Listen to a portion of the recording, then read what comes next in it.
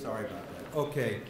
Andre DeMino. Andre DeMino is president of the Italian American One Voice Coalition, a national American advocacy group founded by Dr. Manny Alfano in 1993. Andre has dedicated himself to defending, promoting, and preserving Italian-American heritage and culture throughout America.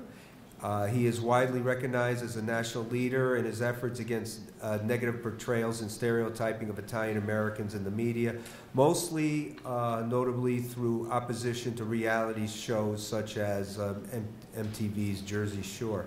He has appeared on dozens of major TV and radio programs, and his editorials and interviews have been in a wide number of newspapers, national magazines, publications, and websites. He's also a past national president of Unico National, which is the largest Italian-American service organization in America. In his business life, he is the president of a high technological manufacturing company in New Jersey. May I introduce to you Mr. Andre DeMino. Thank you, ladies and gentlemen. I'm glad to be here, and I'm actually glad to be last and only to have a few minutes because it's going to make me speak quickly and efficiently. And hopefully I'll keep you awake so that you'll have a nice ride home. I want to tell you that what we heard today was very motivating to me because in my role as president of the Italian American One Voice Coalition, we fight at the seed of discrimination. Stereotyping is the seed of discrimination. Because when you marginalize a group, when you defame, when you minimize a group, that group in the perception of other people's minds are not worth anything. So when someone goes to get a job, someone goes to join a club, someone goes to rent an apartment, and they appear like the stereotypes they see on TV or in the movies or on the news, they're not going to get whatever they're seeking. And what you heard here today graphically is why all of you should find it totally unacceptable the ubiquitous stereotyping of Italian Americans that continues throughout the media today.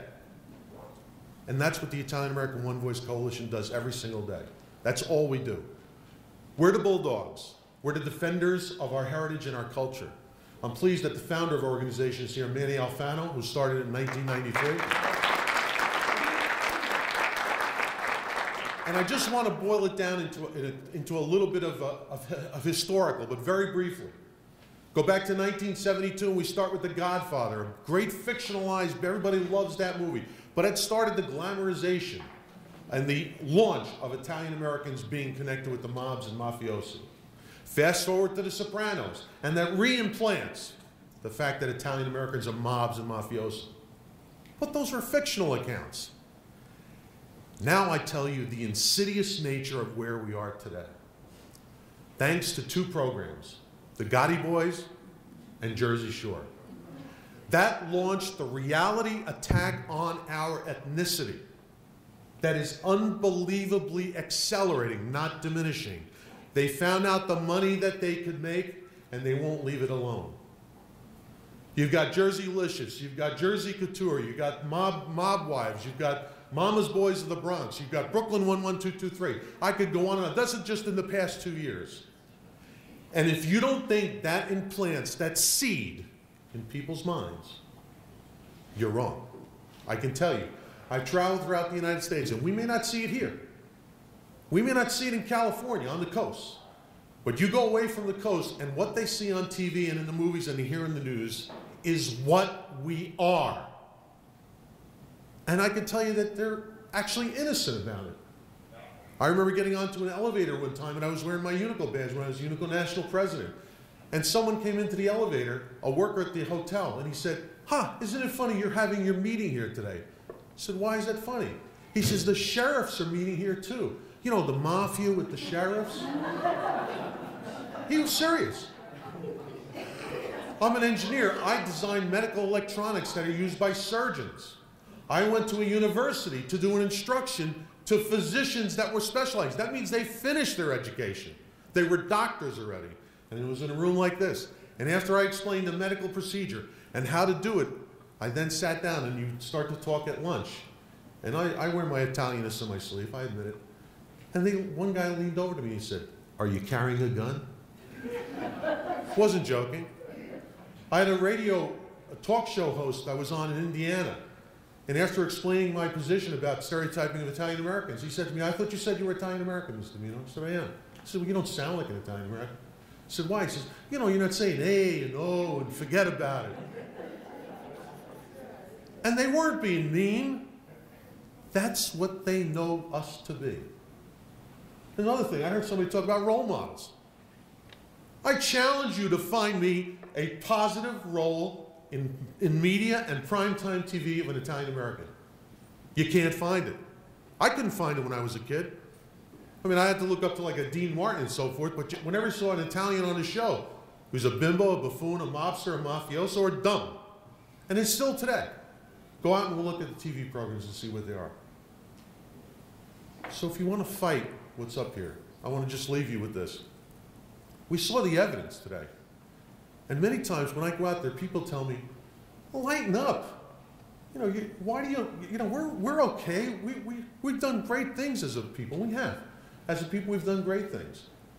We have organizations like Sons of Italy. It's been around for 107 years, doing tremendous positive things in the community.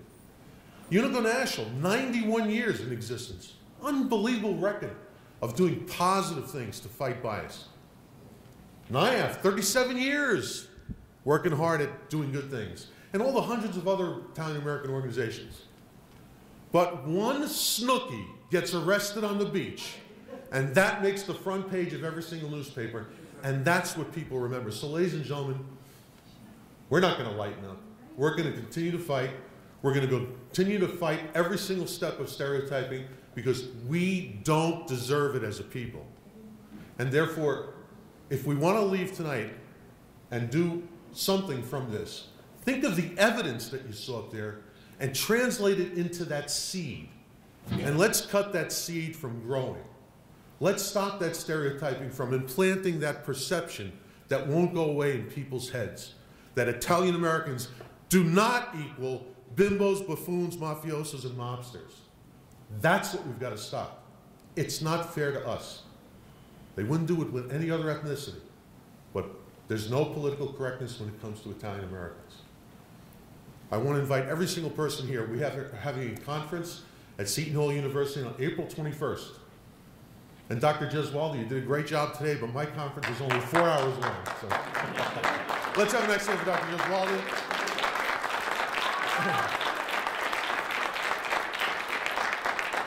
I think as Professor Gardafe said, this was a good start today. Maybe we can continue on April 21st. You're all invited. It's called In Defense of Our Heritage. It's 1:30 at Seton Hall University. We have Richard Valeriani, who's a 31-year correspondent with NBC. He's one of our key speakers, and he'll have some other speakers there. And we're going to show you a lot of the evidence that's out there. When you amass together all that stereotyping that's out there, I challenge anyone to say that we should sit back and let it happen. So please, come out to April 21st, and please, when you see something and somebody says something, don't just laugh it off. Tell them, that's unacceptable. Thank you.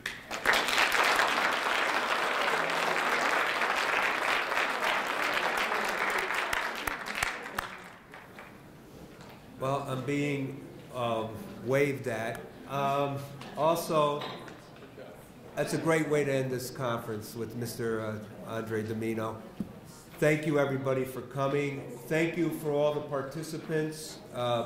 It was really great, informative. I really enjoyed everything. I hope you did. I think you did. And all I have to say is, Buona Pasqua. Happy Easter.